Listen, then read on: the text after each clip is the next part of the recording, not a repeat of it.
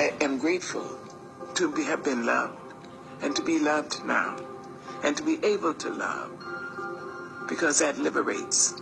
Love liberates. It doesn't just hold. That's ego. Love liberates.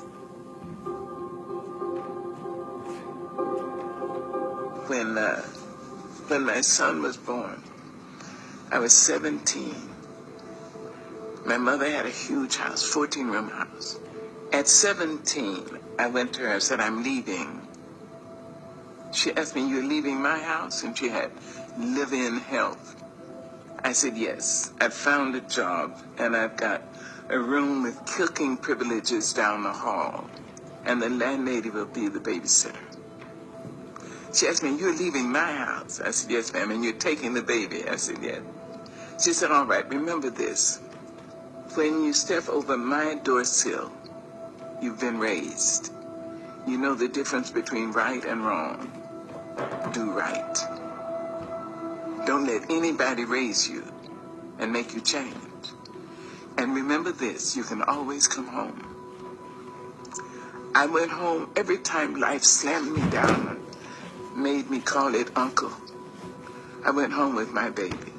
My mother never once acted as I told you so. She said, oh, baby's home. Oh, my darling, Mama's going to cook you something. Mother's going to make this for you. Love. She liberated me to life. She continued to do that. When my son may have been 5 years old, my mother would pick him up all the time and feed him. And I went to her once a month, and she would cook for me. So one day I went to her house, and she'd cooked red rice, which I loved. After we finished eating, we walked down the hill, and she started across the street. She said, wait a minute, baby. I was 22 years old. She said, wait a minute, baby. You know, I think you're the greatest woman I've ever met. She said, Mary McLeod Bethune, Eleanor Roosevelt, and my mother, you're in that category. Then she said, give me a kiss. I gave her a kiss, and I got onto the streetcar.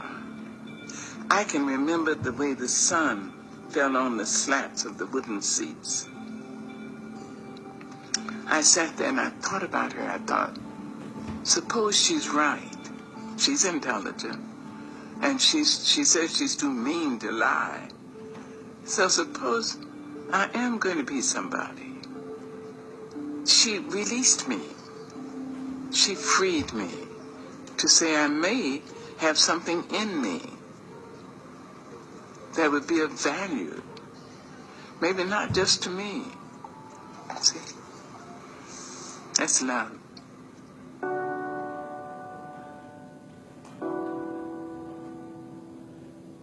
And when she was in her final sickness, I went out to San Francisco. And the doctor said she had three weeks to live.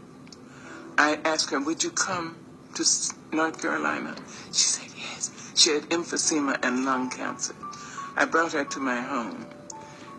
She lived for 1.5 years. And when she was finally, in extremis, she was on oxygen, fighting cancer for her life. And I remembered her liberating me. And I said, I hope I'll be able to liberate her. She deserved that from me. She deserved a great daughter, and she got one. So in her last days, I said, now, I understand that some people need permission to go. As I understand it, you may have done what God put you here to do.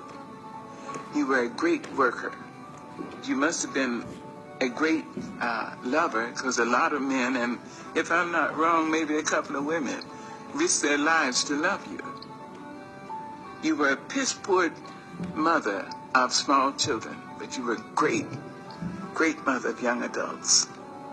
And if you need permission to go, I liberate you. I went back to my house, and somebody said, go back. I was in my pajamas. I jumped in my car and ran. And the nurse said, she's just gone. You see, love liberates. It doesn't bind. Love says, I love you. I love you if you're in China. I love you if you're across town. I love you if you're in Harlem. I love you. I would like to be near you. I'd like to have your arms around me. I'd like to hear your voice in my ear. But that's not possible now. So I love you. Go.